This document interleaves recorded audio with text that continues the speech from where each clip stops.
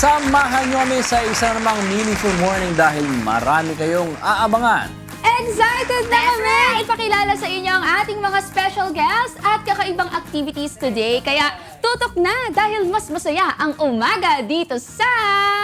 Good morning, Kuya! At mas maganda ang umaga kapag hindi ka nagmamadaling magluto bago umalis. Kaya para sa ating mga hard-working moms, may 3 easy-to-make delicious recipe tayo na pwedeng ihanda at the same time ay nutritious rin. Kung ano-ano yan, abangan ninyo dahil yan ang ituturo sa atin mamaya ni Chef Karen Diaz. Good morning! Chef. Good morning po! Gutom na po kami, Chef. Gutom na po ang mga tao. Oy, pero interesting yan, 3 dish na pwede natin gawin na madali. Alamin natin kung ano yan. Siyempre, hindi naman mawawala ang ating health reminders. Alam nyo ba na hindi lang ang sikmura natin ang nagkakaroon ng reflux? Posible rin kasi itong mangyari sa ating urinary system o pagbalik ng ihi mula sa pantog patungo sa bato. Sino nga ba ang naapektuhan nito at ano nga ba ang mga complication ng kondisyong ito? Yan ang pag-uusapan natin mamaya sa ating usapang pangkalusugan. Oo, ito, Paano kaya? meron ba sa inyong interesado naman mag-alaga ng hamster? Ay. Oy, saktong-sakto dahil meron po tayong makakasamang ilan sa kanila dito later sa ating studio. Asan na? Pero mamaya pa. Oo. Pero di ba nag-alaga ka ng hamster? Oo, no, Kat? kaya nga interested ako kasi ang daming klase din pala ng hamster, hindi lang isa. Parang breed ng aso, iba-iba. Pero bukod sa kanilang adorable charm, aalamin din natin kung ano ang mga misconceptions na dapat nating ma-debunk tungkol sa pag-aalaga sa kanila. Kaya abangan yan mamaya with our special guest from Philippine Hamsters Keeper. Ganun pala, hamster keepers. Ang interesting. And syempre, to make our Thursday morning even more interesting, isang singer-songwriter mula sa KDR Music House ang haharana sa atin mamaya.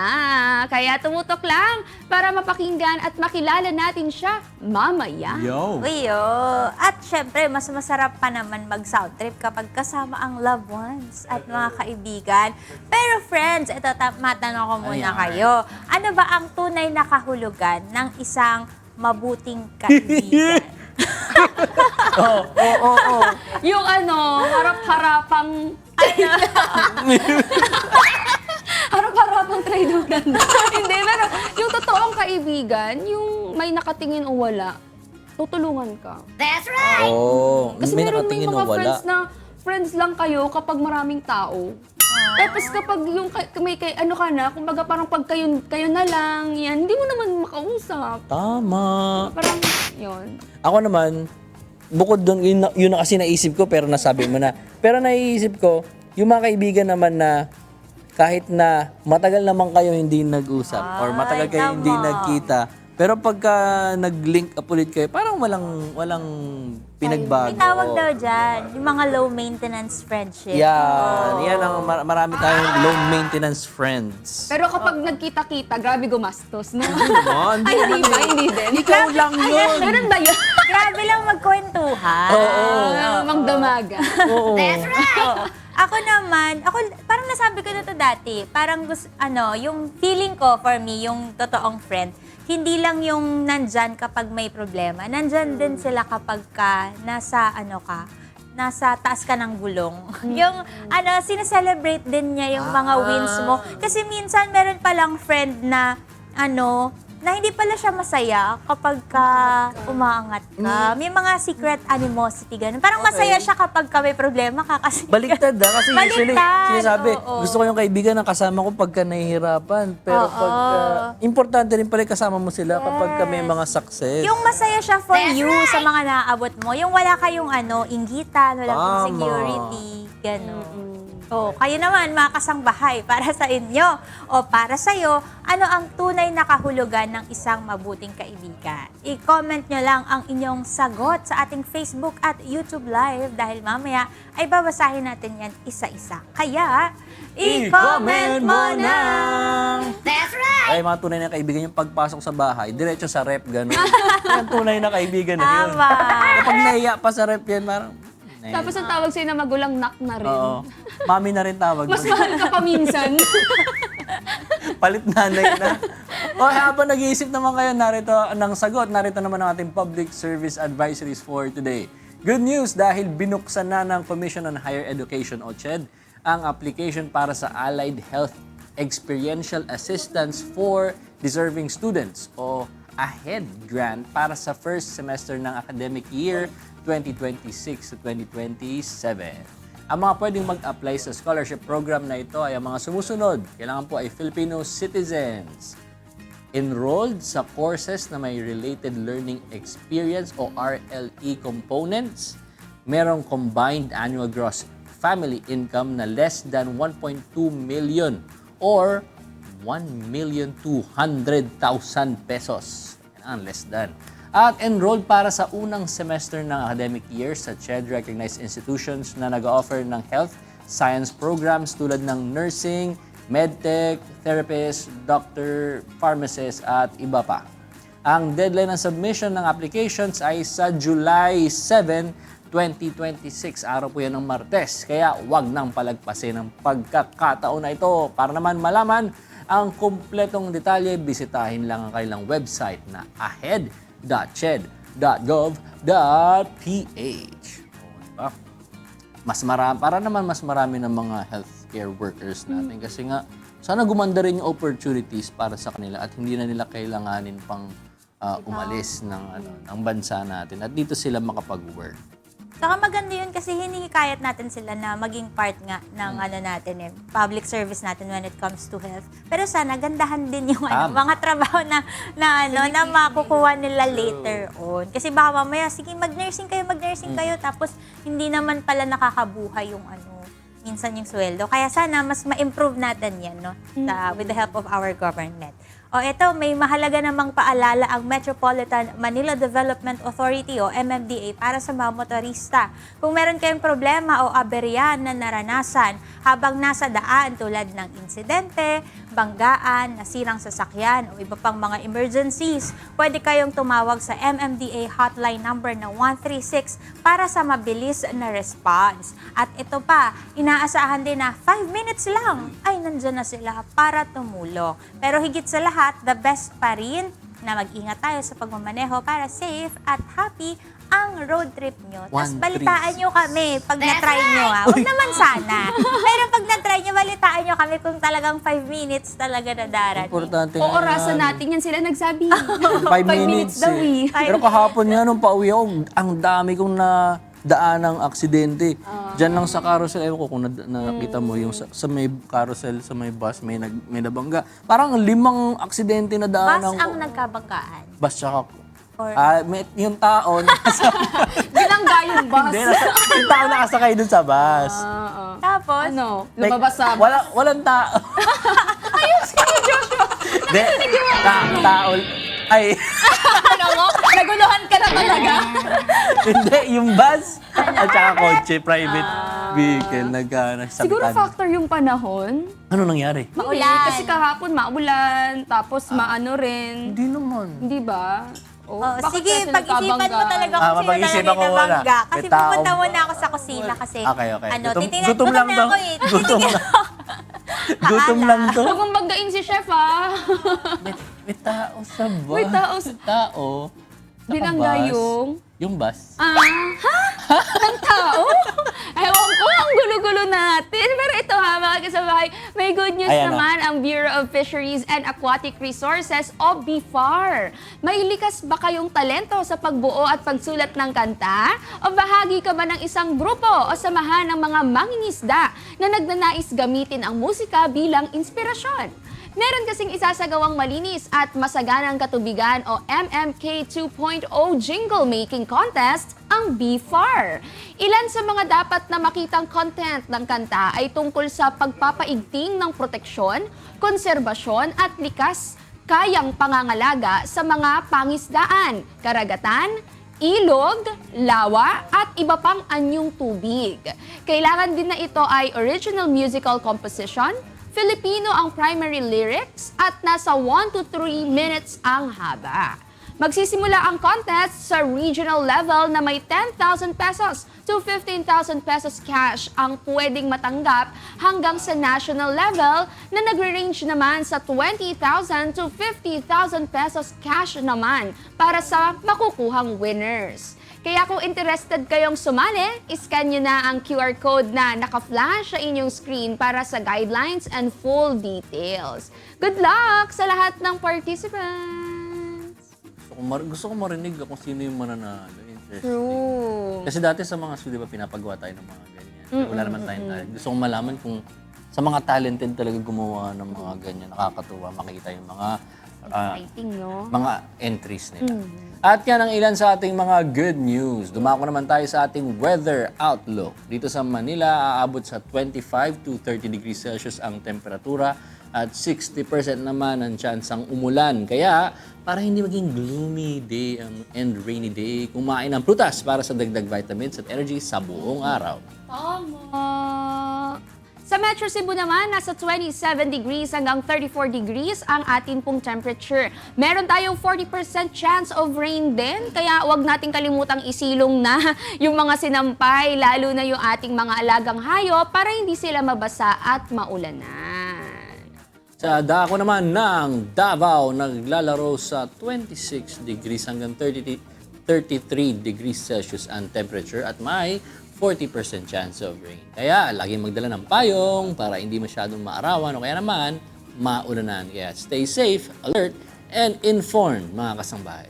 Yes. That's right! Sumikat naman ang araw kaninang 5:29 ng umaga at syempre abangan naman natin ang sunset. Ngayon din, araw mamaya naman yung 6:28 ng gabi. At para malaman naman natin ang presyo ng mga pangunahing bilihin sa palengke, makiupdate tayo kay Celine. Mga kasangbahay! At ito na nga ang price update sa presyo ng basic commodities sa Metro Manila. Sa bantay presyo po ng Department of Agriculture as of June 24, 2026, ilista nyo na po. Mag-prepare na kayo ng ballpen at papel para alam natin ang pa-budgetin natin for today. Sa bigas po, ang Kadiwa Rice for All ay 20 pesos pa rin po kada kilo. I-check nyo lang po kung saan-saan merong mga Kadiwa stores para alam nyo po kung saan po kayo pwedeng bumili ng 20 pesos na bigas. Ang imported rice naman po ay 48 pesos to 62 pesos kada kilo. Ang local rice naman ay 45 to 79 pesos kada kilo. Sa meat naman natin gaya ng chicken na whole, 194 pesos to 210 pesos kada kilo. Sa isda tulad ng bangus, 226 pesos to 246 pesos kada kilo. Sa mga gulay naman natin tulad ng sitaw, 114 pesos ang kilo. Talong is 105 pesos kada kilo. Ang kamatis naman po ay 73 pesos kada kilo. Ang lettuce ay 207 to 331 pesos kada kilo. Ang patatas naman po natin ay 120 kada kilo. Sa bawang naman, 146 to 379 pesos kada kilo. Sa pulang sibuyas, 100 to 108 pesos kada kilo. Sa puting sibuyas ay 100 to 140 pesos kada kilo. Ang sili ay 208 ang kilo. At sa luya naman ay 151 to 180 pesos kada kilo. Sa ibang commodities natin tulad ng brown sugar o yung sugar na asukal na pula. Nakalimutan ko yung Tagalog ng sugar 73 pesos kada kilo. At sa itlog naman natin ay 5 pesos to 8 pesos kada piraso. Depende po yan sa laki. At sa cooking oil naman ay 101 pesos to 162 pesos kada litro. Yan, sana maging kasya ang budget nyo ngayong umaga para sa kakainin at ihahanda nyong pagkain ngayong araw. At dahil ready na ang ingredients natin, tawagin na natin ang ating special guest na magtuturo sa atin ng kanyang grab and go recipe. Sabi niya, 3 recipe daw na easy to make ang gagawin natin today. Siya po ang owner ng Love on Plate. Walang iba kundi si Chef Karen Diaz. Good morning, Chef! Hello po. Good morning po. Good morning, Chef. Welcome back sa Good Morning, Kuya. At Thank you excited po. kami na matikman ulit ang masarap mong luto for today.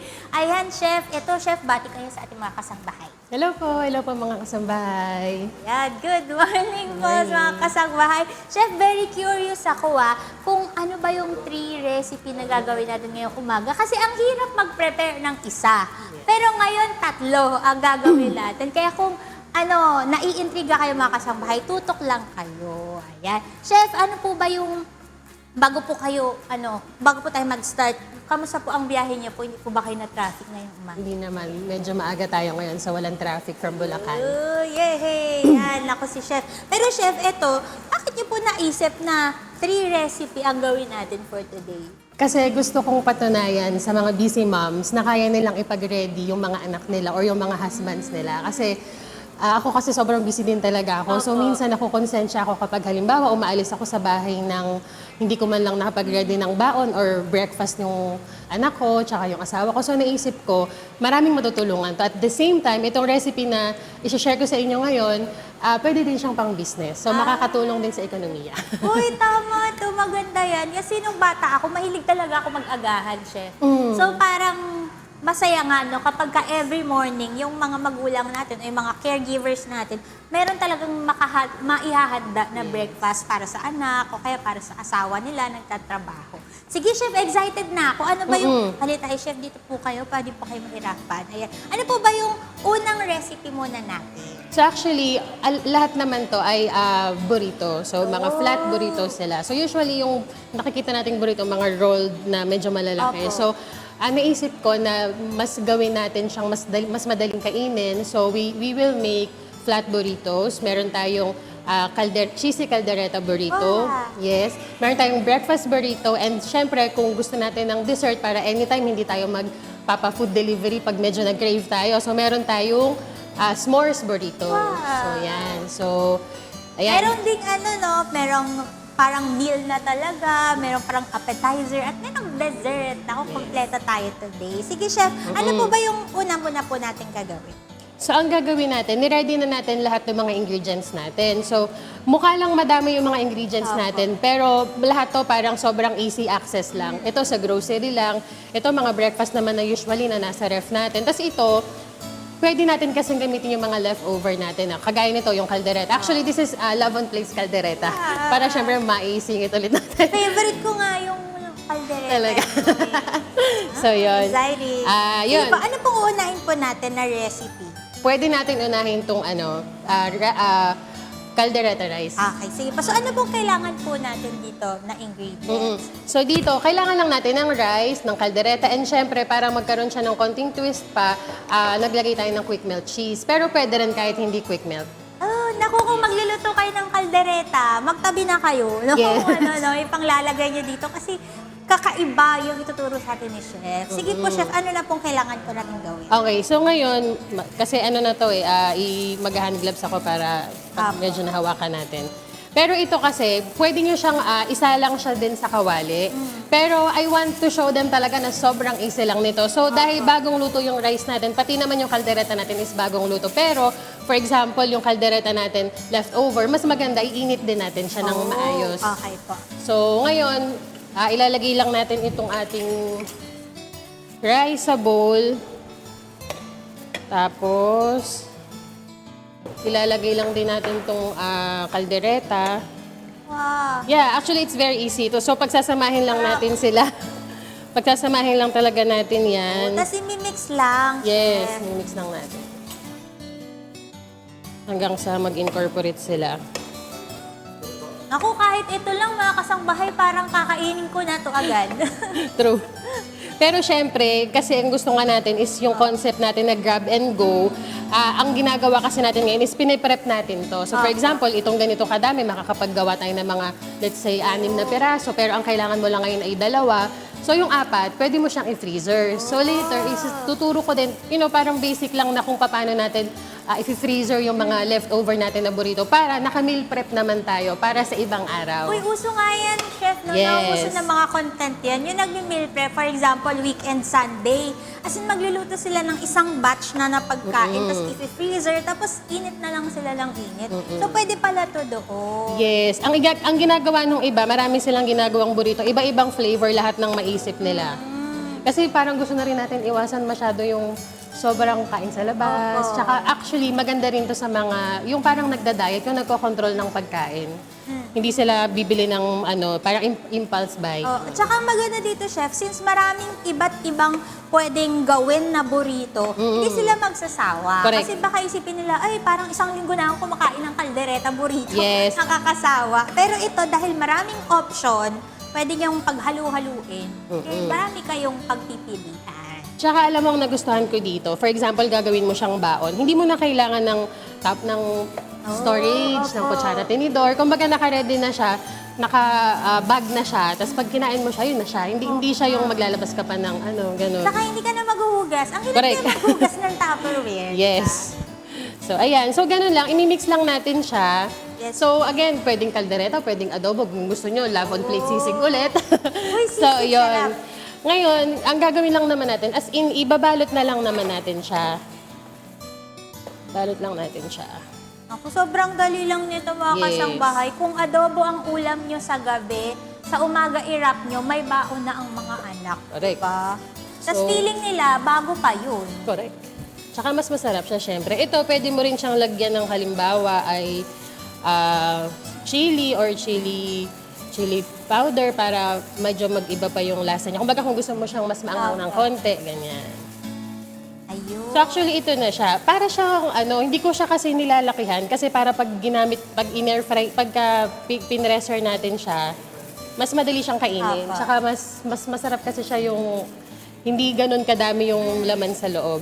Ayan. So ganyan lang siya actually. Very simple. Oh. Parang lang nagbalot tayo ng lumpia na siya. Correct. So parang actually, ganun lang siya talaga. Parang ginagawan mo lang ng paraan yung mga basic naman na meron na tayo para mas accessible siya sa'yo, sa family mo. Halimbawa, kagaya ko kasi may 16-year-old ako na anak, medyo mahilig siyang kumain. So, pag may ganito ako sa bahay, hindi na siya magpapadeliver palagi ng pagkain. So, ang gagawin na lang niya, ilalabas niya sa freezer, microwave niya sandali, i-presser niya or i-air fryer niya, may pagkain na siya. Ay, Diba? naku. Easy to make pa to mga kasangbahay. Kaya pati mga kids nyo, pwedeng gawin din nila on their own. Yan. Ganyan lang siya kasimple. Wala, nagugutom na ako, chef. Kanina ko pa sinasabi na nagugutom na ako. Yan, Kaya simple lang. saktong-sakto to kasi masarap ang food natin for this morning. Yes. Ayan. So pagkabalot, ito ibabalot na lang natin. Tapos pwede na tayo mag-proceed mga kasangbahay sa next naman natin. At ang exciting yung susunod kung nakikita niyo yung mga Yes. ingredients dyan sa screen. Ano natin to? Yung susunod naman natin, we call this breakfast burrito naman. Breakfast burrito. Ngayon, paano ba natin ito bubuksan? Kasi pwede nila kasing gamitin is yung pan Apo. or pwede din yung presser. So gusto ko makita nila na hindi kailangan meron kang presser para makagawa ka nito. So pwede rin sa kawali. Kung halimbawa, Oh, hindi kung pa wala po silang ganito, no? Parang Oo. waffle maker keme. Pwede siya dyan. Oh. Yan. So, sobrang easy. Wala tayong dahilan. Wala tayong pwedeng idahilan sa mga anak natin Tama. pag wala silang pagkain. Tama. Yes. Baka sabihin mo ng anak niyo, Mami, napanood ko sa GMK, madali lang. Yes. Correct. Kaya, gawin niyo na to sa bahay, mga kasangbahay. So, yung next natin ay yung breakfast burrito natin. So, ano meron naman yung mga tayong... ilalagay natin dito sa breakfast, chef? Meron tayong hash brown. So, alternative sa hash brown, pwede naman tayong, actually pwedeng rice. Pero para kunwari, gusto nyo na mas exciting para sa mga kids, pwedeng hash brown or pwedeng potatoes na pinirito or nilaga, ganon. So, Madaming option. Yes, kung gusto mo na maraming protein, edi wag kang maglagay ng potato, lagyan mo na mas marami siyang egg, ganon. So, ano siya, talagang very... O kaya, chef, naisip ko longganisa. Pwede ba ilagay, Pwede. diba? Actually, naisip ko nag-iisip ako ng lalagay dito. Parang gusto ko sana tapsilog burrito. Ay, Parang- diba? Sarap. Oo. Yan, madami talagang pwede. Ngayon muna natin dito yung iba natin. Yan, lalagay lang naman natin yan. As in, As in. ganyan lang. Tapos bacon, yan. Sobrang dali lang talaga nito, chef. No? Tapos exciting pa sa mga kids kasi bago. Correct. Tsaka iba-iba yung kunwari gumawa ka ng 3 flavor nasa ano mo ngayon yan, nasa freezer mo. So may excite yung mga kids kasi iba-iba yung meron ka.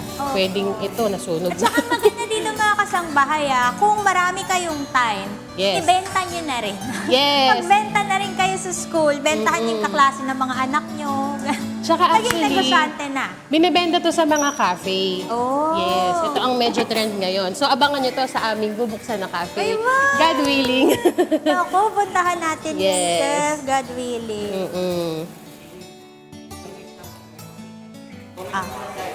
Ayan. Sige, habang pinaprepare ni Chef yung ating breakfast burrito, Chef, meron akong tanong naman Yes. sa'yo. Kasi kanina napag-uusapan namin ng mga friends ko.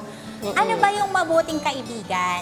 Para po sa inyo, ano po yung meaning ng isang mabuting kaibigan? Ang dami ko kasing friends. Ang isang mabuting kaibigan, lagi siya, hello mga friends. Hello, ma! Ano yung mga Hindi, ang kaibigan, ang Chef? mabuting kaibigan para sa akin, yung talagang mahal ka. Minsan kasi, ang tao, iba-iba yung mood. Hindi mo, lalo pag babae, di ba yung hormones natin, ganyan. Pero ang isang mabuting kaibigan, naiintindihan ka niyan palagi. May mga bagay na nasasabi ka sa kanya na talagang no judgment, ganyan. So, ang mabuting kaibigan, mahal na mahal ka talaga. Oh, totoo yun, no? Kasi may friends ka na minsan pag ginawa mo, i-judge ka na agad, di ba, sa kinuwento mo. Pero yung mabuting friend, tatanungin muna niya, bakit mo ba kasi yung ginawa, di ba? Wala mo ng judgment. Yes. Yun. Thank you, Chef. Okay naman mga kasangbahay. Para sa inyo, ano ang tunay na kahulugan ng isang mabuting kaibigan? Ako, i-comment nyo na po sa ating comment section sa Facebook at YouTube Live dahil mamaya ay babasahin natin yan isa-isa. Kaya, Chef, sabay tayo. I-comment mo na! That's right! Mag-comment na kayo dyan kasi busy kami ni Chef. Gagawa kami sa titikman ko na ito. Eto, marami pa kaming baong fun and exciting activities para sa inyo. Kaya tutok lang dahil magbabalik kami. Yun. Sarap.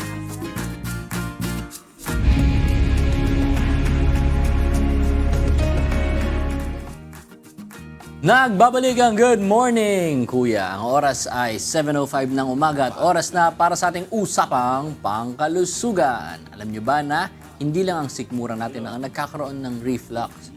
Posible rin kasi itong mangyari sa ating urinary system o pagbalik ng ihi mula sa pantog patungo sa bato. Ang kondisyon na ito ay tinatawag na vesicoureteral reflux o VER. Ang hirap nun, Dok, ha? Pero bakit nga? Isa pa yun. Vesicoureteral. Yeah, kaya mo yun. Vesicoureteral reflux. Reflux. Yun! Nahiwali kasi yung L eh. Sorry po. Yes, Vesicoureteral reflux o VER. Bakit nga ba ito nangyayari? Sino ang karaniwang tinatamaan nito? At ano ang panganib na dulot nito sa ating kalusugan? Sagutin mo Para yan. sagutin yan, eto na, kasama natin ngayon ang ating favorite urologist. Walang iba kundi si Dr. Joseph Lee. Dok, hindi ka pa- Yes, magandang hindi ka pa umaga. introduce mo. Ay, oo. Kasi tinanong mo yan, hindi sagutin mo. Dok, ang hirap. Ngayon Oo. ko lang narinig na pwede palang bumalik Pati yun, yung nag-reflux? ihi Oo, sa diba? Something Vesicoureteral. strange but not strange. no? Nangyayari Kasi pa. ang vesicoureteral reflux is very common congenital anomaly. Especially for pediatric cases. Oo. Dito kasi ilang beses lang natin pinag-usapan. I think once. Oo. Kasi kadalasan yan sa pedia, no? Sa pediatric case. What happens sa vesicoureteral reflux? Tandaan natin kasi, ang ureter natin ends, ang ureter coming from the kidney ends to the bladder. Tapos yung dulo-dulo ng ng ureter, yung distal part of it, meron valve. Parang yung faucet nagko-close, yung goma ng faucet nagko-close, open, close. Bakit kailangan nun? Kasi it is a control level from the kidney. Imagine mo I'll make it very lay para me. Yung dami ng ihi na itatapon ng kidney because 'di ba natanggal, nasala yung mga dumi. Na bababa doon sa tubo sa ureter. Tapos i-contain doon sa Bladder. bladder. Yung bladder kasi is reservoir. reservoir. Storage. Storage. So can you imagine, pag walang valvula yon, yung distal portion na ureter, yung ihi, dire-diretso sa pantog, punong-puno yung bladder. Nagigets mo? Opo. So there is a valve there that prevents much of the urine to come in one gush. Parang isang buksuan. Ang problema kasi noon sa ureterovesical reflux, nagkakaroon ng depekto ang valvula. Diba? So what happens if there is a defect in the valves? Ano mangyayari? Urine, because of the pressure, kasi bababa na yung di ba, ihi. Tataas na yung Level. volume sa sa pantog. Pag tumaas ang volume ng tubig or ihi per se, tataas ang pressure. The intravesical pressure, you call that. So ano mangyayari? Ipupush niya yung valve to open kasi defective, then you will have backflow of urine. Reflux Then na. you have your Reflux. reflux. Oh, Ano mangyayari pag nagkaroon ng reflux sa kidney? Kasi di ba madumi na po yan, nasala na nga po. Tapos bumalik na naman po sa kanya. Very good. Kasalain niya ba yun? Very good na tanong mo yan. Kasi actually, what is eliminated by the kidney and processed by the kidney should not be going back. Diba? It should be thrown into the reservoir and out via the process of micturition pag-ihi. No? So what will happen? So magkakaroon ka ng ureterovesical reflux. Oo. So ang ginagawa namin, gine-grade namin. Grade 1, grade 2, grade... Oh, di ba? Nag-aaral. Grade Nag-aaral. Grade 1, grade 2, grade 3, grade 4. Grade 1, doon pa lang sa dulo ng ureter, mararamdaman mo na yung may depekto.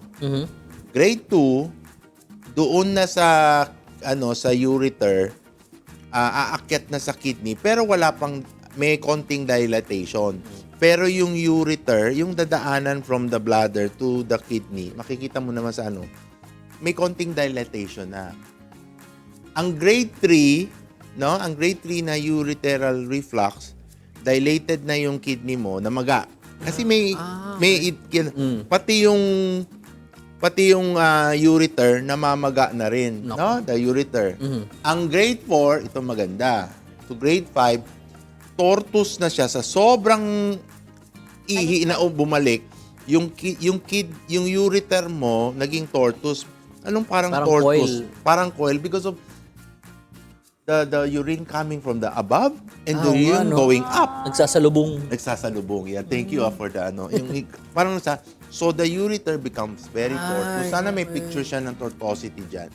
Then grade 5, it is absolute, yung tinatanong mo na Celine, Bumalik na talaga. absolute that because of the damage of the valve and the extent of the ureterovesical reflux, talagang dilated na, tortuous na ang ureter up to the kidney. And this can cause problems of infection and injury to the Kaya nga eh. renal system. Dok, pero sa mga gantong cases, kasi marami palang grades ito, ano ba yung mga signs and symptoms na specific dun sa grades na yun para ma-categorize kung sakali may mga kasambahay tayo na may reflux na ganito, para malaman nila anong grade na ba sila? Usually, makikita mo ang grading system is through ultrasound. That's number 1. Pero the symptoms that is very visible is retention. Hindi na Okay. Hindi di makaihi. Naiipon ng ihi. Di ba remember? Naiipon ng ihi because of the... Parang dapat ito lang ang certain volume. Dumadagdag because of the damage valve. So, and when there is, for pediatric cases, when there is a large amount of volume and the retention, what will happen? Again, yung common na dinidiscuss natin, alam nyo yan, UTI. Okay. So yun pala ang unang symptom, Doc. Magkakaroon mo na sila ng mga Retention and then... Yes. So when you have children who come in very frequently with recurrent UTI, you will have to check the ultrasound. Pag may dilatation, i-urogram yan eh. Ilalagyan ng dye, makikita mo. Okay. Baka may reflux, ureterovesical reflux. That's one defect that you can see. Kasi makikita mo, bakit naman lagi nag-UTI ang bata? Bakit naman nagre-retention? Bata pa naman yan. Pag lalaking bata yan, hindi naman pwedeng prostate ang problem. Bata pa siya. Diba? So, the fact that you have this, then it has to be corrected in essence. So, pero Doc, ba't po sinabi niyo na mas common siya sa pediatric ages? Ba't po pang usually bata ka nagkakaroon ng reflux? Hindi ba nagkakaroon ng mga matatanda ng VER? Magkakaroon ng problem yung mga medyo elderly, hindi naman elderly, yung mga matured individuals ng reflux because there is another concomitant disease. Pwedeng neurogenic bladder, yung pantog naman minsan ang may problema. Ang pantog, no? Ang pantog mo. Tapos hindi naman really severe ang defect doon sa valve. Ang problema kasi yung pantog mo hindi nagfa-function at ibinibigay niya yung function pabalik ng kidney. Hala. You get what I mean? Okay. Tinamad siya, ikaw na lang bahala sa Masikip na dito, diyan ka na. Oo. So, it doesn't really mean that it cannot happen, but majority of the cases of ureterovesical reflux we see in our pediatric cases. So, it needs to be surgically correct. Okay. Ibig sabihin, Doc, hindi po ito pwede gamot-gamot lang sa mga bata. Especially for the grade 4 and grade 5, it has to be surgically. Bali, you have to remove the defect and anastopose it to a position. Ibig sabihin, ididikit mo siya doon sa undefected area. No? Complicated din pala po itong reflux. Hindi naman, pag mga well-versed naman ang ating mga pediatric. This is a subspecialty na namin na mga pediatric urologist. No? So, inaano natin na kaya naman nilang operahan. Once the correct procedure is done, mabilis lang siya then hindi na siya magkakaroon ng reflux. Okay yung sinasabi mong if there is possible na medicine, initially if it is a grade 1, we can do injectable para makontrol yung level of pressure. But minsan kasi that procedure hindi uubra. Kasi eventually, you need to do a straightforward surgical procedure. So, ibig sabihin, Doc, ang ending talaga is Ayan. Oo. pinakamainam magkaroon na ng surgery, Doc, Oo. para hindi na siya umulit. Ano yan, Doc? Ba't parang wala na yung ano? Nakikita mo yung figure A, it's the grade 3, di ba? Dilated yung ureter, di ba yung yung parang Makapal yung makapal. Tapos yung parang cauliflower sa taas, that is part of the renal pelvis, no? That's part of the kidney. So nakita mo dilated. Pag masasabi mong dilated, Joshua, Celine, parang makita mo siya, namamaga. Oo. Nakita mo yun, kitang-kita yung dye. May dye yan may contrast dye. So, fluid yung nakikita natin dito, Doc? That is dye, may urine at may dye, Okay. contrast dye. Okay. Yung nilalagay na para makita mo yung Yes. Look at diagram B. That is severe ureterovesical reflux. Nakita mo? Yung sinabi ko sa inyo, Hanggang kidney na. dilated. Tapos tingnan mo yung kidney, mukha ng Mickey Mouse. Oo nga. Doc, bakit yung sa letter A, nawawala yung sa left part? Yes, very good. Isang So side tingnan mo, baka meron obstruction or stricture sa ibang level. Maaring, baka meron naman siyang problema pataas. Kasi hindi umaakyat yung dye, natigil siya sa mid portion, no? Very good observation. Pero ngayon, titingnan natin ano nga yung problema. Or alam mo, Joshua, baka yung right kidney niya wala diyan. Pwedeng ganun. Yes, oo. Nakikita mo walang shadow. Oo nga, Isa lang ang kidney. Pero isipin mo, hindi rin pwedeng iisa lang kasi meron pa ring ureter Opo. di ba? Kasi pag totally pero titingnan din natin. Or yung right kidney niya, maliit na lang. Athletic. Oo. Dok, These are all congenital. mag-i-intern na po kami sa clinic nyo. Oo, mag-lecture Papasa na ako. kami. Nakita mo how it looks? It's very, Oo nga eh. parang yung gloves, yung di ba yung guantes na Opo. nilagyan mo ng hangin, gumano, whoops, nag-balloon. No, Sobrang very laki good. na po. So these are all surgical in nature. Kailangan operahan yan to Opera. correct. Why do you need to correct? You have to correct the dilatation and you have to correct the reflux in itself, no? Para pa yung ihi niya tama ang flow, downward flow, hindi upward flow, 'di ba? Dok, sa mga babae po, mas at risk po ba ang mga lalaki kung ikukumpara sa mga babae when it comes to VER? Hindi naman. But most of the time, we find it more in the male. But hindi rin naman yung discrepancy ng ratio na nalalayo sa Opo. females. No? Nagkakataon lang kasi mas prominent makikita natin yung recurrent sa female. Oh. Recurrence. Mga female in babies natin. Kailangan talaga magpa-check up na. At dahil gusto nila magpa-check up, Doc, saan ba sila pwede pumunta? Alam mo yan! Alam mo yan. Knowledgeable ka Tinanong ko dyan. pa eh. Pumunta na kayo sa Rejuvenative and Wellness Aesthetic Center. Yan. Contact number is Easy.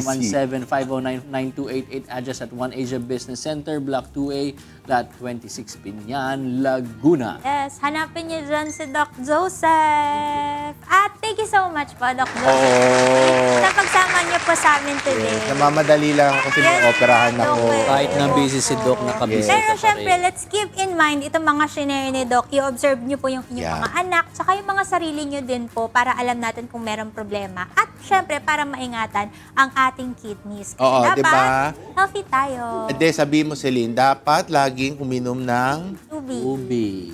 ulit Tubig.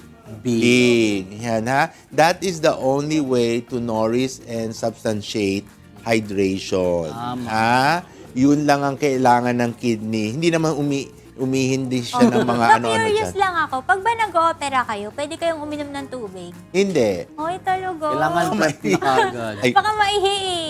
Oo. Naku, Sige. mahirap pala. At dahil dyan, nakainom na ba ang tubig ang kasama natin? Ay, kakanta Dyan. yata tong Kakanta taong si to. Tini Doc eh. Sige, tingnan natin. Huy, wag niyo akong inaano dyan. Pero uminom ako ng tubig, Doc. Lagi na ako may baonan ng tubig.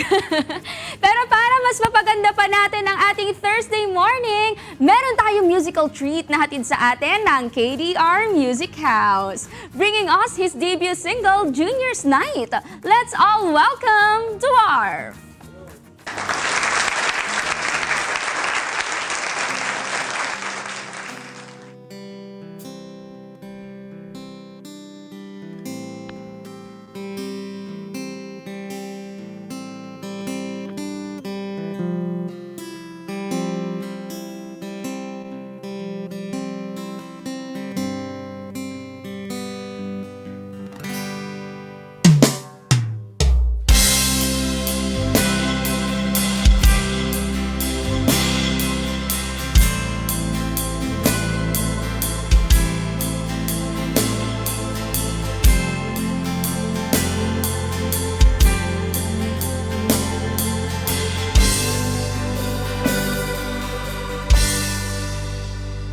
Mga mata mong nagniningning, mundo'y huminto nung ika'y tumingin. Nang marinig ka para bang awitin, ikaw ang himig sa bawat sandali. Buwan at bituin ang saksi.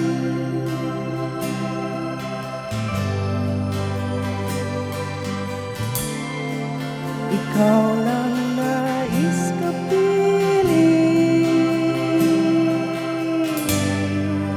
sa pagdaan ng bulalakaw sa kalangitan. Ikaw lamang aking tinitignan. O kay ganda, o kay ganda mong pagmasdan, di magsasawang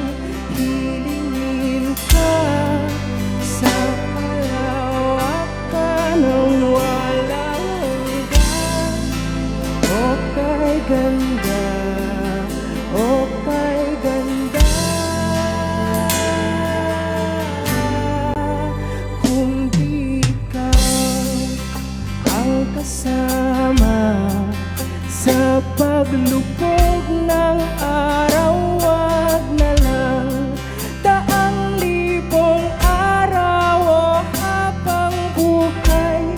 Kulang sa mundong ikaw lang ang tanglaw, buwan at bituin ang saksi.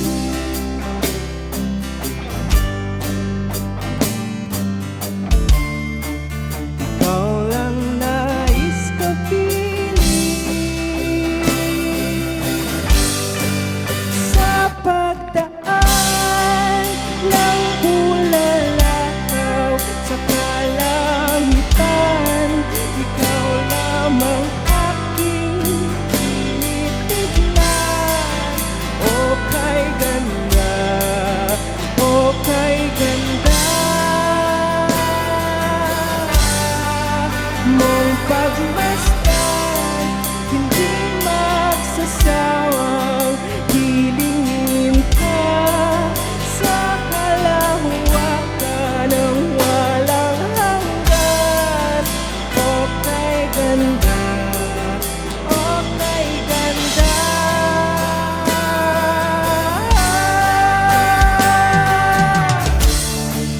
Buwan at bituin ang saksi.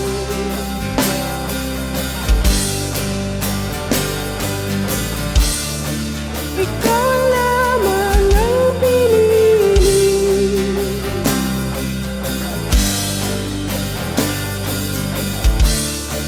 Kundi rin ikaw sa huli,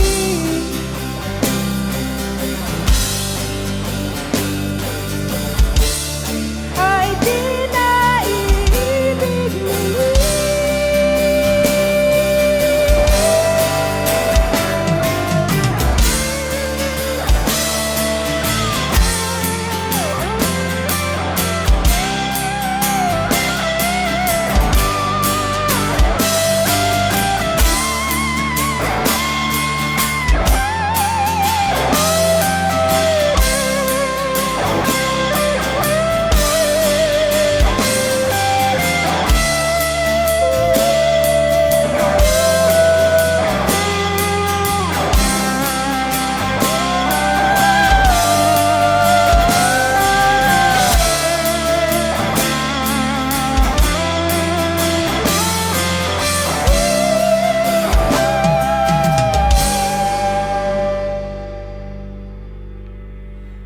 Buwan at bituin ang saksi.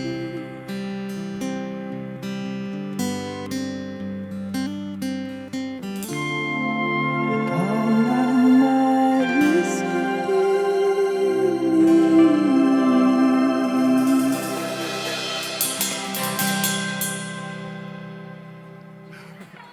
At congratulations na agad kay Dwar. Pero welcome sa Good Morning, Kuya! And syempre, napakaganda nung kanyang heartfelt rendition, itong kanyang kantang Bulalakaw. Tama ba? Yes, Bulalakaw. Yes, Bulalakaw yung kanyang unang kinanta, mga kasambahay. Thank you, Dwarf! No, sa pakikipag sa amin, no, pag-perform ng iyong single, unreleased single to, tama? Itong Bulalakaw. Oo, pero bago ang lahat, magkalimutan tayo. Batiin mo muna yung mga kasambahay natin na nanonood sa'yo at syempre sa mga fans mo. Hello guys, good morning. Sobrang saya ngayon. Sobrang saya dito. Hello guys. Sana nakapagkape na kayo and medyo maulan, higop kayo ng mainit na sabaw. Ayun. Pero para mas makilala ka pa ng mga kasambahay natin, kasi kung hindi ako nagkakamali, tama ba? Is ikaw yung newest na member ng KDR Music House. Kumbaga, bagong pasok ka sa KDR Music House. Di ba? Newest artist. Yes. Oo. Member, parang may boy group eh. Pero, kumusta naman yung experience na nandito ka na sa KDR Music House? Sobrang overwhelming niya. Like, kasi dati wala namang para akong family na parang naniniwala sa vision ng art ko like that. And ngayon parang nadagdagan yung family ko na nagtatrust doon sa craft ko, na gano'n. And grabe din talaga yung support nila, wala akong masabi. Ayun. Super thankful ako sa kanila. Pero pag-usapan natin yung musical journey mo kasi curious ako, paano ba nagsimula itong lahat? Paano ka nakita ng KDR Music House? Nagsusulat ka na ba dati? Paano nag-start yung journey mo dito? Way back 2021 kasi, bale, kung familiar kayo kay Daddy A, Alan Mitchell Silonga, nagkaroon ng parang songwriters night noon. Tapos, yun, kumanta lang ako sa open mic na naka-acoustic guitar. Tapos, na-discover niya ako. And that time, nangyari yung mentoring, bago muna yung management, ganun. Tapos, gumawa kami ng mga demo, kasama sila. Yan sila Jerwin, sila Carl, si Denmark, si Julius. Tapos, pinasa namin and naghintay kami ng mga feedback sa mga record labels. And actually, inabot ata ng 1 buwan. Like, nalungkot kami, kala namin walang tatanggap sa amin. Pero, bigla na lang sabi ni Daddy A na, gusto kayong makilala ng KDR Music House. Sabi ko, oh. Tapos, syempre, tuwan-tuwa kami kasi akala namin walang may gusto dun sa backup namin. And then, ayun, parang this way back April, nag-sign na kami. Officially na kami na member ng or artist ng KDR Music House. Oh, doon mo talaga nakikita yung kailangan nagtitiwala din talaga no? Na minsan medyo may nalilate lang yung timing, pero akala mo late yon pero yun yung perfect timing for you, Yes. di ba? Pero ngayon naman, paano mo i-describe naman yung sound mo na as an artist? Doon ka ba sa makabagbag damdamin? Paano ka ba talaga sumusulat? Paano mo i-describe yung music mo? Siguro dun muna ako sa kung paano ko ba sinusulat. The way kasi ako mag-write, kung familiar kayo sa parang method acting, di ko alam kung merong term sa method writing. Like, kung halimbawa malungkot yung sinulat ko, ganun. Dapat, syempre, malungkot din ako. So, kailangan kong maging malungkot ng araw na yon. So, nawala talagang walls na, hindi, artist lang to, gumagawa ka lang ng art. Kasi for me, doon ang gagaling yung authenticity na hindi rin nagagaya ng mga AI. Kasi kapag madali na lang kasi ngayon na magpo-prompt ka lang, write a sad song. Pero mapapansin mo talaga yung mga parang may authentic na lyrics na parang nanggaling talaga sa malungkot na experience or masaling experience or in love. Ganon. So kapag nagsusulat ako, wala talagang walls. So ganun yung approach ko sa kanya. Pero curious ako, paano ka nagsusulat talaga ng kanta? Sinisimulan mo sa lyrics or gumagawa ka muna ng like yung sound niya bago mo lapatan ng lyrics? Kadalasan melody yung nauuna eh. Melody. Tapos naghihim-him lang ako like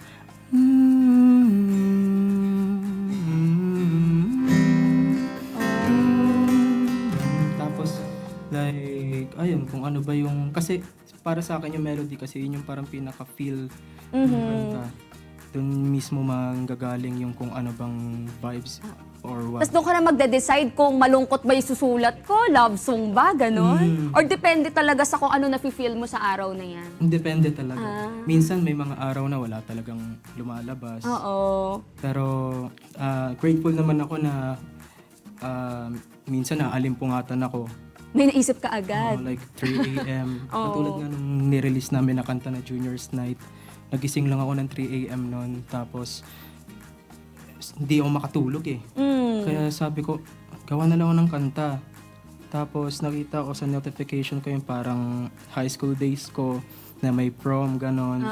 So sabi ko, sige. Tas Bumalik ka, no? Parang binalik ka sa nakaraan. Oo. So that time, yung parang first dance, ganon, talagang niramdam ko siya. Like, nakakayaman sabihin, habang sinusulat ko siya, sumasayaw-sayaw ako ng ganon. Pero at least, di ba, ang authentic nga, totoo yung sinabi mo, yung authenticity talaga sa pagsusulat, nararamdaman din talaga yun ng mga sumusulat talaga ng kanta. At hindi yun napaprompt basta-basta sa AI, mga kasangbahay. Ha? Pero ano pa yung mga aabangan sa'yo ng mga fans, ng mga curious sa kung paano ka ba mag-grow dito sa music industry? Ayun, sa ngayon, patuloy ko pa din naman hinahanap yung tunog ko. But next month, tatry ko ma-release yung narinig nyo kanina, yung Bulalakaw. So about ano siya, hope or about unconditional admiration or unconditional love na kahit may bulalakaw na sa harap mo, hindi mo siya tinitingnan kasi yung hinihiling mo is nasa harap mo na. Oo. Ang swerte pala namin dito kasi unreleased mo pala yan. So next month pa yun, pero napakinggan na natin mga kasambahay ha. Pero pag-usapan naman natin itong latest released single mo, yung sinabi mo kanina, yung Junior's Night. Ano bang kwento nitong kanta na to? Well, obviously yung parang vibes niya kasi like parang prom talaga, ganun. Pero yung minimin ko talaga sa kanta na yon is yung feeling mo, yung magic of first. Like, yung feeling mo ng first dance. Nandun yung kilig, nandun yung kaba. Pero yung pinaka-pinapoint out ko dun is kahit nasan ka naman na ngayon, kung mag-way back ka sa first mo, kung paano ka, gaano ka capable ka mag-love, magmahal, and kung gaano ka din capable mahalin. So, it's parang reminder yung Junior's Night na, uy, nagawa mo tong ganito dati, nakapagmahal ka ng ganito dati, and sana sa napakabilis na pagtakbo na itong ginagalawan nating mundo, wag mong kalimutan na capable ka, katulad ng mga magic of first mo. Ayun. Pero nabalitaan ko nung nakita ko kasi follower ako ng KDR Music House nakasama ka dun sa campus tour nila sa Arellano, di ba? Na-perform mo ba to doon? Yes. Kumusta super yung saya. pagtanggap ng mga tao? Ang saya kasi nakikita ko talagang nakatingin sila. Siyempre, first impression nila, hindi pa naman nila napapakinggan ng live. Tapos nakita ko, nag-enjoy sila. And napipil din naman nila siguro kung ano. Sana napipil ko habang tumutugtog. Yun, kumbaga partnership ng KDR Music House and ng Wish 1075. Yes. So talagang nakakatuwa kasi nakapag-perform ka na sa Wish Bus. Ayan, no, pinapalabas natin. Nakapag-perform na siya sa ating Wish 1075 Bus. Pero thank you so much, Dwarf, sa kwento mo, di ba? Sa kakikipagkwentuhan sa amin dito sa Good Morning Kuya. Pero syempre, excited na kaming marinig ng live ang kanyang newest track, bringing us his debut single, Junior's Night. Let's all welcome Dwarf.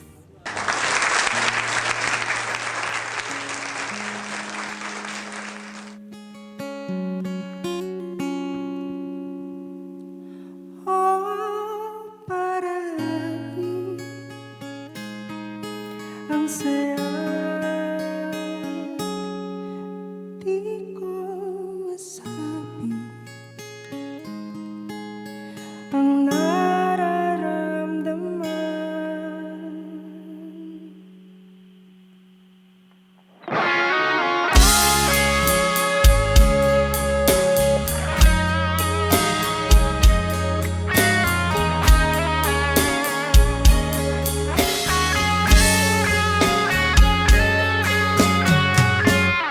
Tinatanong ang sarili, isip at puso, bakit nga ba laging nagkakaganto sa tuwing nakikita ko ang iyong mata? Oh Diyos ko, sana siya na o para lang ang saya, di ko masabi ang nararamdaman ng mahawakan ko ang iyong kamay, di maiwasan, biglang mailang puso ko ay humihiyaw, di tayo ay sumasayaw, okay saya. Ating parawan,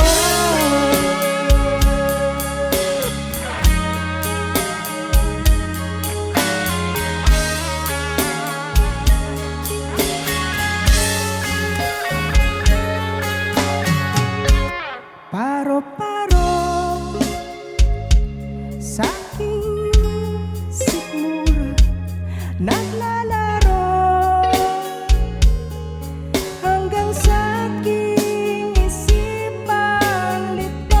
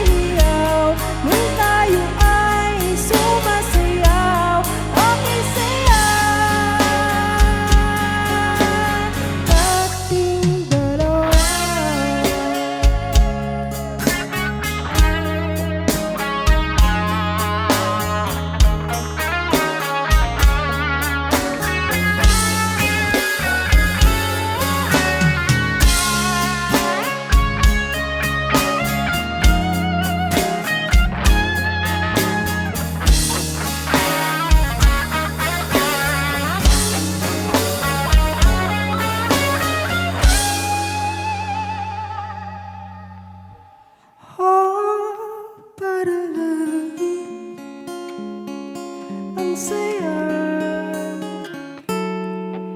di ko masabi ang nararamdaman.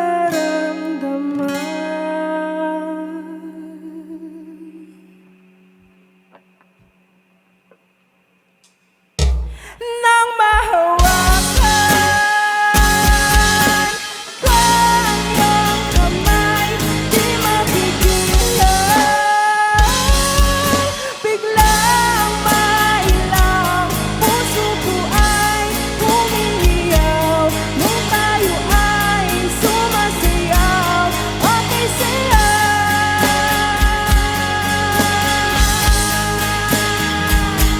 Okay sayaw.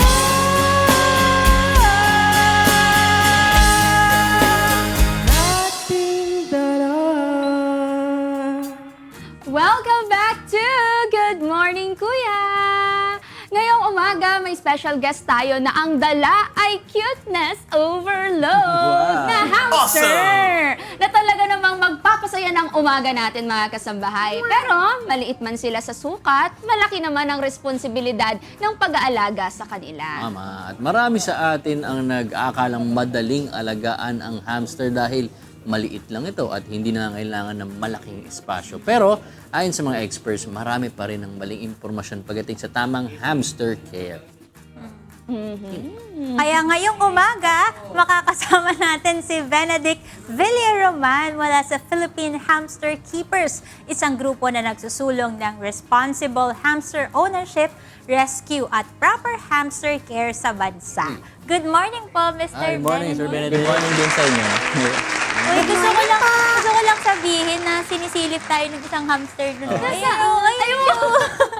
Kanina pa siya nandun. Oo, at bago natin pakawayan yung mga hamsters, pagbatiin muna natin si Sir Sir Benedict, Benedict please. sa mga kasangbahay natin na nanonood ngayon. Hi po, good morning sa inyo. Ay, already na. Para makausap natin si Sir Benedict about sa mga hamsters. Para po sa mga nagbabalak po na magkaroon ng hamster, bakit ba magandang pet ito, di ba? At ano yung dapat nilang malaman once na mag-decide sila na Yeah. gusto kong mag-alaga ng hamster? Alright, so ang kagandahan kasi sa pag-aalaga ng hamster, self-sustaining na siya. Once na ma-provide mo lahat ng mga basic needs sa simula pa lang. So pinaka-challenge dyan is yung preparation stage kung saan kailangan nyo i-provide lahat ng mga needs nila. Then eventually, kapag nalagay mo na yung cage, yung beddings, yung wheel, self-sustaining siya in a way na ang kailangan nyo na lang gawin is pakainin or laruin kapag may time kayo. Wow. So required talaga yung wheel? Yes po. Ay, really? Yes. Kailangan Kasi active. kaya may time may mga enrichment kasi yung mga hamsters ano sila crepuscular and nocturnal. Ibig sabihin, gising sila sa gabi, umaga, yun yung time na tulog tayo. So, kung hindi natin sila nilalaro, anong ginagawa nila sa gabi? Yun yung effect o yun yung reason kung bakit may mga hamster wheel at saka enrichment.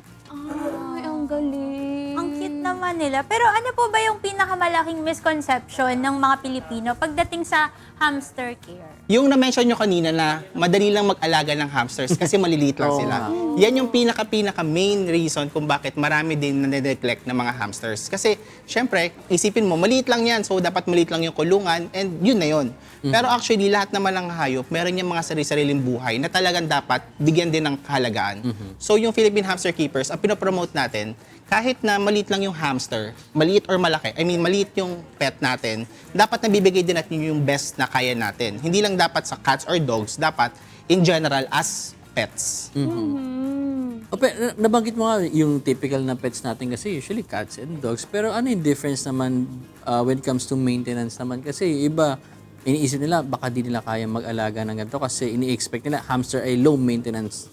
Totoo ba yun? Ano ba yung mga responsibilities ng pag-aalaga ng isang hamster? Well, actually, ang hamsters naman, in a sense, low maintenance siya kapag na-provide natin na ng maayos sa simula. Kasi yung iba, let's say maliit yung kulungan ng hamsters, ibig sabihin nun, mas lagi mong kailangan linisin. And actually, kapag lagi nyong nililinis yung hamster cages nyo, nasa stress yung hamster. Okay. Kasi ang hamsters, nagre-rely sila sa sense of smell nila. So, every time na nililinis natin yung cage nila, nagugulo yung nesting nila at nawawala yung scent. Okay. So kapag nakapag-provide tayo ng mas malaking cage, ibig sabihin nun, mas less yung time ng linis. So usually tumatagal yung 2 to 3 months na hindi mo nililinis. Kasi self-sustaining siya, yes. And may mga hamsters din kasi natatrain na umihi sa isang area lang. Like parang pusa. pusa, pero meron din silang sarili nilang area doon kung saan sila ihi. And then yun ang ililinisin natin. Kaya hindi siya talaga ganun ka hassle alagaan. Naman nila. Pero sir, marami tayong nakikitang mga maliliit na hamster cages sa pet stores, di ba? Dapat na ba yung Ano yung tamang sapat na ba size? ito Oo. para sa mga hamster natin? Or isang ganun na cage, isa lang din ang pwedeng tumira na hamster? Usually kasi yung mga nakita rin sa pet shop, talagang maliit kasi ang purpose kasi talaga ng pet shop is to sell. While dapat, ang actually dapat na ginagawa dyan, yung mga nagbebenta ng hamsters, ini-educate din nila yung mga bumibili. Kasi napansin ko, marami talagang gusto mag-alaga, pero hindi lahat seryoso. And nang dahil doon, nagkakaroon tayo ng parang system na pag inaalagaan nila, hindi sila responsible enough, nakakawawa yung hamster na abandon. So kung kaya natin mag-provide ng mas malaking cage, mas magandang enrich, much better. Maiksi lang kasi buhay ng hamsters, 2 years lang. So as much as possible, kung kaya natin ibigay yung best natin, for that 2 years, yun yung tinatawag nating quality life. Dapat yun yung i-provide natin para sa kanila. Okay. Para magkaroon po sila ng quality life, ano po ba yung parang ideal na habitat o kaya setup ng ng cage nila para mas maging masaya silang hamster? Kasi meron po tayong mga sample dito di ba? Na Pwede ba namin Go, go, go, go, go, go, go. kasi ang cute nila. Tsaka oras po ba ng tulog nila ngayon? Kasi yung iba hindi po namin nakikita. Actually, kung mapapansin nyo, meron tayong mga gising ngayon ng mga hamsters. Ayan. So, etong time na to, talaga yung time din ng gising nila. So, yan, iba-iba yung mga, natin na hamsters dito. Iba-ibang species actually, yung nandito. Hala, nawawala yun nandito. Nagbabaro na Nay, sila. giniginaw kasi malamig. Kanina yung isa nakita ko nasa ilalim siya ng mga parang papel. Yes. Anong papel po ito? Ano po to? Mga wood, bali meron tayong mga wood shavings and then meron tayong paper-based beddings. So, depende yan eh. More on sa quality na lang siya kung ano yung mas prefer nyo. Pero again, kunyari, sa mga magsisimula nga mag-alaga, para sa isang hamster, gaano kalaki, ano yung ideal setup for a single hamster na alaga? So una, kailangan natin na-identify kung ano yung species ng hamster. Kasi may marami kasing species ng hamster. Merong actually 5 domesticated. So, pero i-generalize na lang natin sa 2 size. Meron tayong mga Syrian hamsters, which is yun yung malaki, 4 to 6 inches. And then meron tayong mga maliliit na dwarf hamsters. So kapag yung alaga mo is dwarf hamsters tulad nitong mga Roborovski, meron lang siyang mas maliit na, mas maliit lang yung enclosures na kailangan para sa kanila. While sa mga Syrian hamsters, kailangan mas malaki. Also, given that, dapat appropriate din yung size ng wheel and yung mga hideouts. Kasi usually, let's say yung hamster mo malaki, pero ang pinrovide mong wheel masyadong maliit, pwede makakos ng back problems dun sa hamster. So dapat appropriate size din yung mga toys and accessories na pinoprovide natin sa kanila. Napansin ko, sir, isa-isa lang sila per cage, no? Yes. Ideally, ang mga Syrian hamsters talaga, pag tumanda yan, isa lang. Pero may mga social kasi na mga species ng hamster. Di ba sila nalulungkot? Yan isa sa mga pinaka-common misconceptions sa mga Syrian hamsters na malulungkot. Actually, ang animal instinct kasi talaga ng mga Syrian is dapat sa wild kasi solo lang sila eh. Sumasama lang sila kapag nagme-mate sila. Pero once na pinagsama mo sila sa isang cage, tapos naging mature na sila, pwede silang maging territorial at Ay, nako. magkagatan. Away sila. Introvert sila po, no? Yes po. oo. Parang kami po. Hindi ako kasali dyan. Ako kasi malulungkot ako pag mag-isa lang Actually, ako. kasi sa tao, normal sa atin na may iba tayong kasama kasi sociable tayo eh. Pero ibahin natin yung mga hamsters. May mga hamsters na specific na talagang solitary. While sa mga dwarf hamsters, pwede naman silang pagsamahin for as long as nakikita natin na social sila. And usually ang rule namin, hindi namin pinagsasama ang male and female. Kasi ang mangyayari doon, dadami sila. And usually kasi yung mga nagsisimula mag-alaga, hindi pa sila masyadong knowledgeable. Pag dumami, hindi nila kaya alagaan. O hanggang sa hindi na nila makontrol ng dumami na ng Speaking of dumami. pagdami po, gaano kadami sila nanganganak pag nanganak sila? Usually, ang ano niyan is nasa 4 to 8. Yes. Tapos usually every month yan, every 3 weeks. Grabe. So mabilis lang. Yes. Grabe, hindi ka pa nakaka-move on. Meron agad. Meron na siya agad. May Pero panibagong batch ka na. Sa mga interesado po na mag-alaga po ng hamster, paano po ba nag-a-adapt? No? Kasi po sa mga pet shop, may mga nakikita po ako nagbebenta talaga ng mga hamster. Okay, normal po ba yun na binebenta lang siya ng ganun? May kasama po ba sila ng certificate kapag binenta po sila? Well, sa mga shops kasi talaga binibenta. Pero wala naman silang mga certificates or mga papers.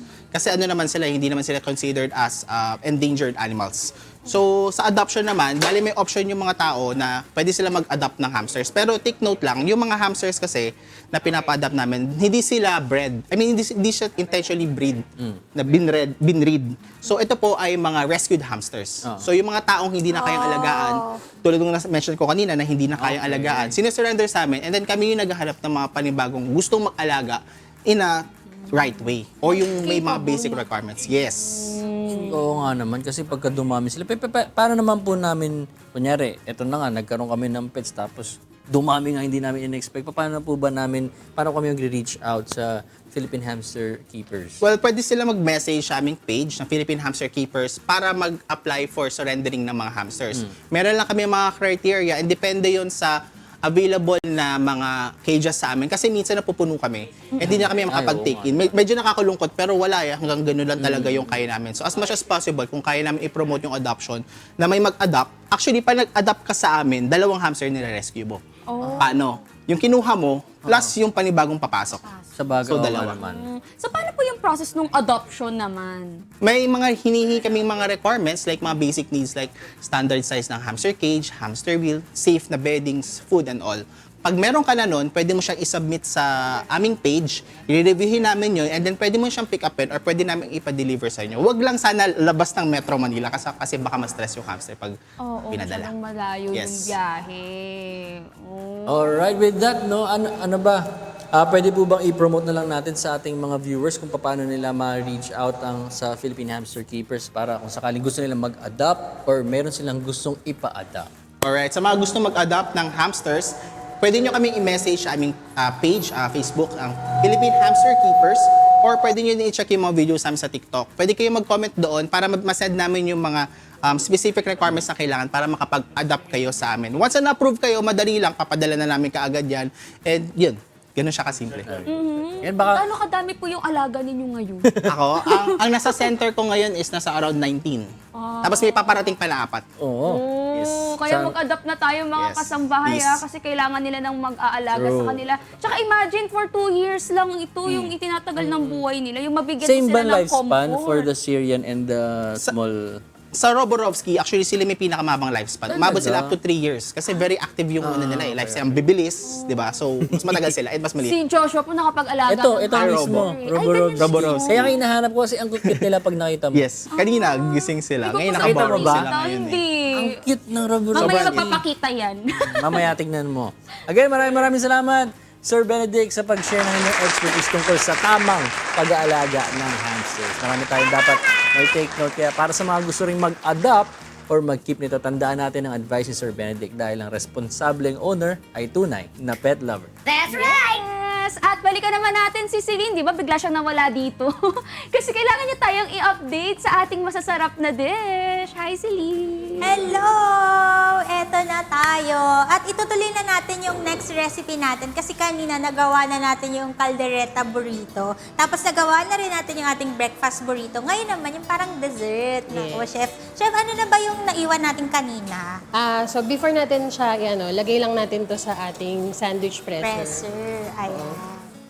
Ako, ang sarap niyan. Gusto ko yan kasi lumulutong yung tinapay. Correct. Ito yung favorite ko dyan sa part na yan. Mas lumulutong siya. Tapos dito naman sa s'mores natin, yung normal naman na ingredients ng s'mores, ang ano lang dito, naglagay ako ng pretzels para mas crunchy pa siya. Sarap. At saka may konting saltiness dun sa Apa. ano.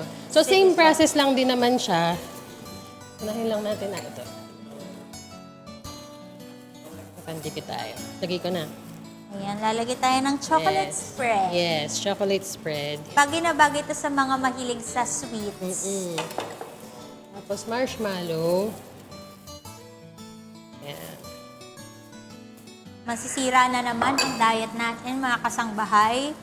Tapos Pero ito. okay lang yan. Pwede naman daw bukas. Ayan. Bukas na lang palagi ang diet. Lagyan lang natin ng mga ilang peraso. Tapos pretzel. Pretzels. Yun o, ang sarap.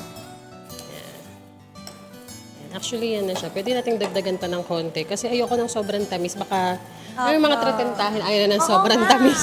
Masarap sa kanila yung hindi sobrang Hindi tamis. matamis. So, saktong tamis lang. Yan, parang medyo madami siya.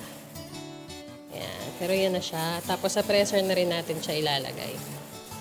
Mag-aano na yan sa presser.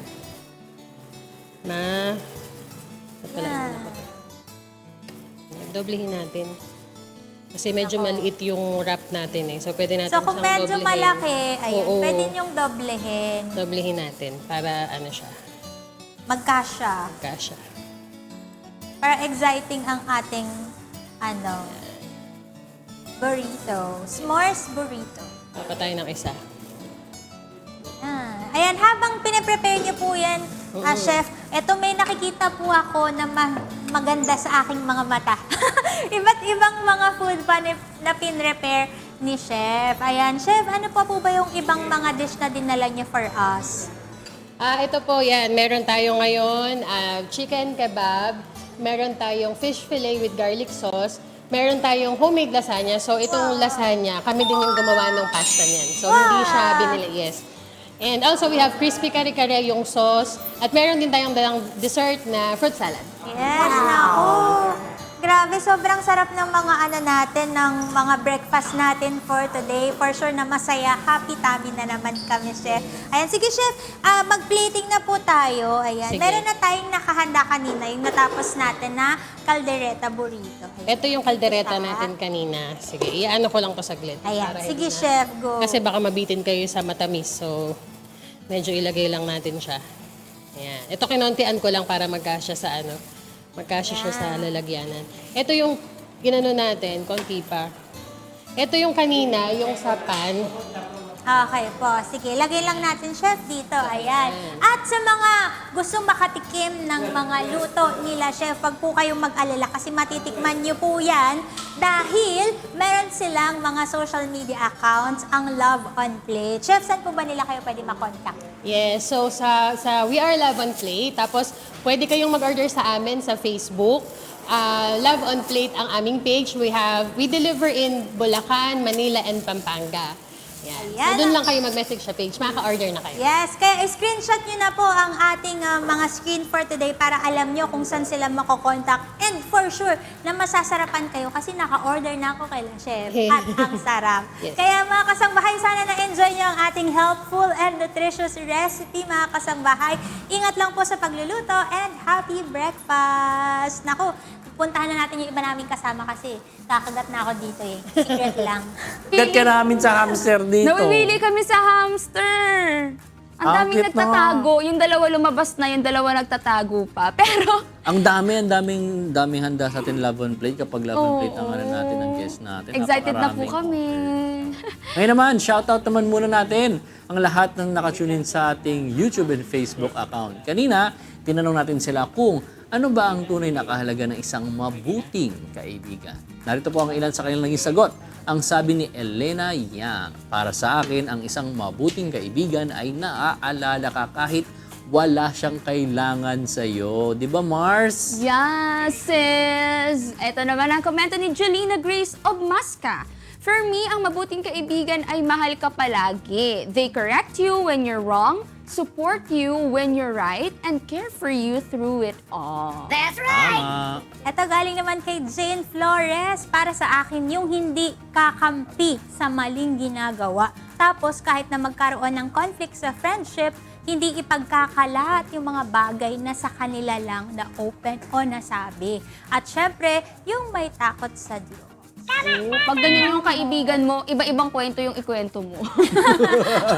Para malaman mo kung Tapos sino. matitrace mo kung sino dun yung nagpapakalat kasi iba-iba yung kwento mo sa kanila. Diba? Mga advice mo based on based on true story, ah. Investigation ng ka kasi and Kasi expertise. future lawyer yan, alam niyo naman eh. Alam mo na. O ngayon, may announcement muna tayo sa ating mga kababayan, particular na sa mga pumupunta lagi sa ating MCGI Clinic sa Marikina City. Wala po munang magiging operasyon ang MCGI Charity Center bukas po, June 26, 2026. Friday po yan. Kung meron po kayong urgent medical concerns, pwede kayong tumawag sa MCGI Digital Clinic Hotline sa mga numerong 0915-189-7007 or 0918-438-8988 at 0943-411-8001. Balik naman po ang normal operation ng MCGI Clinic sa Marikina City sa July 3. Araw pa rin yan ng Biyernes. Kita-kita tayo dyan mga kasambahay. Yes! And gusto lang namin bumati. Ako, babatiin ko lang ang Members Church of God International Happy Sabay-sabay na Grand tayo. Fiesta ng Diyos. Hindi mo kami sinaan mo! Kasi ako, ibang babatiin eh. Hindi mo kami sinaan! Hindi, ulitin natin later. Good morning po sa inyo. Happy Grand Fiesta ng Diyos. Kumusta naman yung pagkuha mo ng dugo Oo, kahapon? batiin din na lahat ng mga sumama sa mass blood donation kahapon. At salamat sa Diyos at naging successful din. At yung mga pumunta, hindi naman nasayang yung pagod nila kasi na ano naman sila, na-approve naman. At O kaya pala maputla ka today. hindi. Baka naman matakot na yung iba na mag-donate eh. Hindi maputla. Si Joshua po, hindi siya nahihilo kahit kuhanan siya ng dugo, sabi niya sa amin. Kaya kung hindi ako nahilo, kaya 2 bag na minsan. Di ba, di yun? Alam. Ako naman, batiin lang si Doc Jack Mendoza. Hi, Doc Jack of JE Dental Clinic. They provide cosmetic, orthodontics, and general dentistry. JE Dental Clinic will help achieve your healthiest and most beautiful smile for increase. Visit the Facebook and Instagram page or visit the clinic at 161 in 1 3rd floor, Bansang Street, Veterans Village, Quezon City. Contact number is 0917-312-5742. Yes. At binabati ko rin po kayo ng Happy Grand Fiesta ng Diyos sa mga MCGI members natin. Hello po sa inyo. Samahan ako ng Panginoon. Oh, ito na, babati na tayo. Hinihintay ko yung sabi niya sa Okay, sabay-sabay. Happy Grand Fiesta ng Diyos MCGI, Okay, 1, 2, ready? 3, go. Happy Grand Fiesta ng Diyos, MCGI! May biglaan ano eh, no? Nagtampo. Isa namang informative activity ang ating naibahagi ngayong Thursday. Kaya kita-kita ulit tayo bukas para sa isa na naman makabuluhang araw dahil mas masaya ang umaga sa Good morning!